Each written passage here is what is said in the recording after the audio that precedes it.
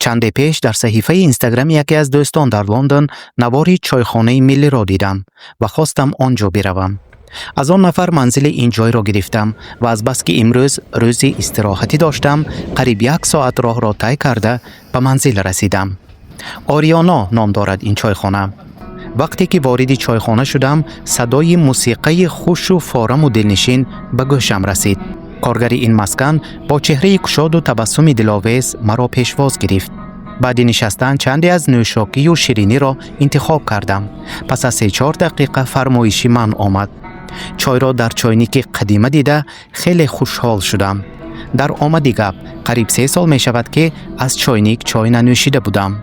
با گفت روزها اتمسفری ملی این منزل، دیوارهای با متاحهای ملی و رنگارنگ و قالینهای منقش آرا داده شده کس را مفتون خود می سازد.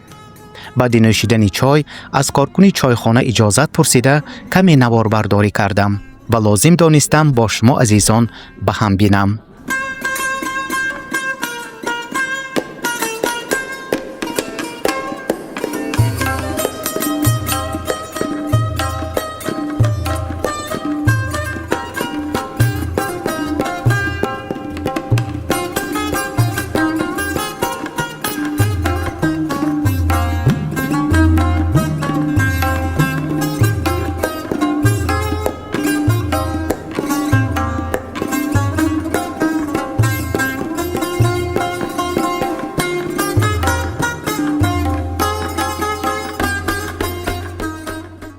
خلاص وقتی رفتن هم رسید. نزدیک کاسه رفته خواستم پرداخت کنم، ولی آن نفر که در چایخانه به مجازان خدمت میکرد ما از برادری همزبان پول نمیگیریم گویان تبسم کرد. با صد خجالت کمی باشد هم پول دراز کردم. قربان شما گویان پولم را برگردانید. هزار رحمت و منتداری بیان کرده با یک جهان تأثیرات و حسیات عجیب آریانا را ترک کردم.